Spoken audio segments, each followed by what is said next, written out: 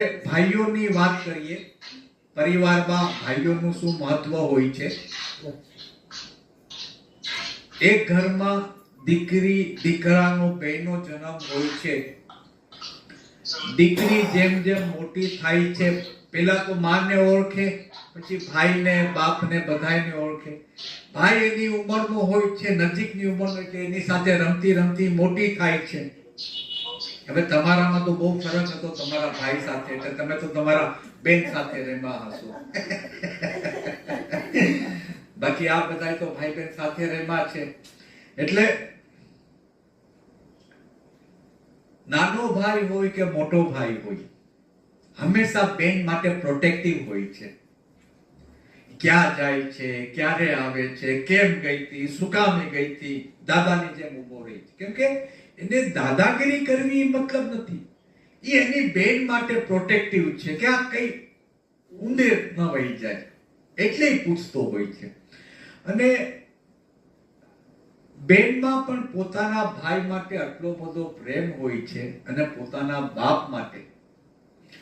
બેન જ્યારથી સમજણી થાય અને જીવે ત્યાં સુધી તમે એક શબ્દ પણ એના ભાઈ વિરુદ્ધ, એના બાપ વિરુદ્ધ અથવા એના પરિવાર વિરુદ્ધ બોલીને જુઓ, 4 દિવસ સુધી તમારી સાથે ઝઘડો કરશે. કહેવાનો મતલબ શું છે કે બેનને સાસરામાં આવ્યા પછી 50 વર્ષ પણ થઈ ગયા હોય, છતાં પણ એ દીકરી પોતાના ભાઈ, પોતાના બાપના વિરુદ્ધ એક શબ્દ નહીં સાંભળે. ભલે એના ભાઈને 10 વર્ષથી મળી નહીં હોય, 20 વર્ષ તેના બાપને નહીં જોયો હોય, પણ એના બાપ માટે અને એના ભાઈ માટે કોઈ શબ્દ નહીં સાંભળે. એનું નામ છે દીકરી, એનું નામ છે આ બેન. તો એ બેન, ભાઈ બેન બધા સાથે મોટા થાય છે. તો બેનને સૌથી પહેલો જે પ્રેમ થાય છે ને, પોતાના ભાઈની સાથે થાય છે. બીજા પુરુષ સાથે, બીજા પુરુષમાં એનો ભાઈ આવી જાય છે. એ જ બેન ભાઈને રાખડી બાંધતી હોય છે, ને સમજણી થાય છે ને ત્યારે ભાઈને ખોબે ખોબા ભરીને આશીર્વાદ આપતી હોય છે. પોતાના વીરા માટે સુખ સમૃદ્ધિની કોઈ કામના કરતી હોય ને કે એ બેન હોય છે. પોતાના ભાઈ માટે, એના ભાઈના પરિવારમાં બેનને માન આપે છે, નથી આપતા, એને બોલાવે છે, નથી બોલાવતા, એ કોઈ દિવસ કમ્પ્લેન નહીં કરે.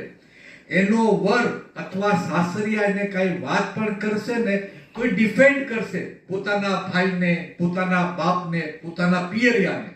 ઈ એમ નહીં કે મારો ભાઈ મને નથી બોલાવતો. એનું નામ છે દીકરી, એનું નામ છે બેન.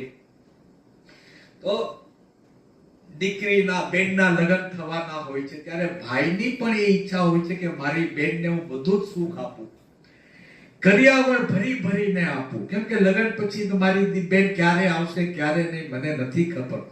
અને ભાઈ હોય, બાપ હોય, પોતાના સામર્થ્યથી વધારે પોતાની બેનને અને દીકરીને હંમેશાથી આપતા આવ્યા છે. માણસે કરજ લઈ લઈને દીકરીનું કરિયાવર કર્યું છે આ દુનિયામાં, અને આખી જિંદગી કર્જ ચૂકવવામાં ગઈ છે એ વ્યક્તિઓની. એવા દાખલા, જીવન દાખલાઓ છે આ દુનિયામાં. તો ભાઈ નાનો હોય, માં કામે લાગેલી હોય, બેન રોતી હોય, તો માં આવીને ઘોડિયામાં નાખી જાય કે બેટા હિંચકો નાખજે ને. ઈ ભાઈ નાનો હોવા છતાં પણ બેન જ્યાં સુધી ન સુવે ત્યાં સુધી હિંચકો નાખતો હોય. એનું નામ ભાઈ છે. ભાઈ નાનો હોય કે મોટો હોય, એની બેનનું જતન એક બાપની જેમ કરે છે. એક બાપની જેમ, એક બાપની જેમ ઈ બેનને લાડ લડાવે છે. ઠીક છે, ખોળામાં નથી બેસાડતો, ઘોડે નથી ચડતો, કે બે સરખી ઉંમરના છે, પણ એક ભાઈ પોતાની બેનને એક બાપની જેમ લાડ લડાવે છે. અને આખી જિંદગી પોતાની બેન માટે ચિંતા કરે છે, વિચાર કરે છે. એના સાસરામાં સુખી હોય કે દુખી હોય, પણ હંમેશા એના ધ્યાનમાં એની બેન હોય અને હોય જ. કોઈક જ એવા ભાઈ હશે જેને બેનો ભાઈઓ સાથે ન, બાકી કોઈ પણ ભાઈ એવો નથી જે પોતાના બેનના સુખ માટે પ્રયત્ન ન કરતો હોય. આમ જેમ દીકરીના લગ્નની શરૂઆત થાય છે, દીકરીના દીકરો ગોતવાની શરૂઆત થાય છે, વિદાયના દિવસો ગણાવા લાગે છે. એ ટાઈમમાં બેનને પણ યાદ આવે છે કે ભાઈ એમની સાથે કેવી રીતે રમતી હતી. ભાઈને પણ યાદ આવે છે કે બેનની સાથે કેવી રીતે રમતો હતો. અને આજે મોટા થયા છે અને હવે બેનને સાસરે જવાનો સમય આવી ગયો છે.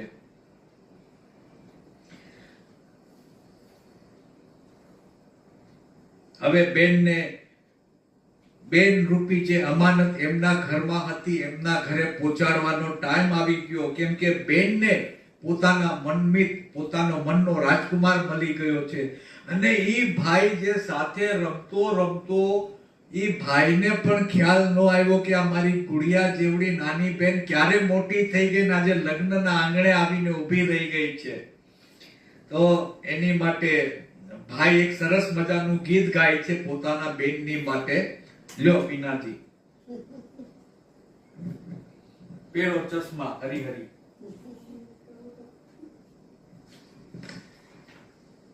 કોણ હલાવે લીંબડી ને કોણ ઝુલાવે પીપળી, ભાઈની બેની લાડકી ને ભૈલો ઝુલાવે ડાળખી. અરે કોણ હલાવે લીમડી ને કોણ ઝુલાવે પીપલી, ભાઈની બેની લાડકી ને ભૈલો ઝુલાવે ડાલકી. હે લીંબડીની આજ ડાળ ઝુલાવે લીંબોડી ઝોલા ખાય, લીંબડીની આજ ડાળ ઝુલાવે લીંબોડી ઝોલા ખાય.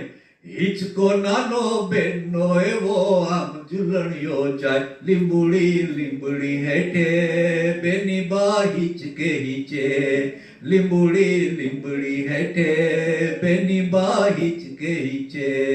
આમાં ભાઈ અને બેન જ્યારે એકબીજાની સાથે રમતા હોય છે ને ગામમાં, તો ઝાડમાં ઓલું કપડું બાંધે, બેનને સુવડાવે, બેનનો હિંચકો નાખે તો આ ભાઈને યાદ આવે છે. બેન બાને આવી રીતે અમે રમતા હતા, આવી રીતે અમે લીંબોડીમાં બાંધીને રમતા હતા. હે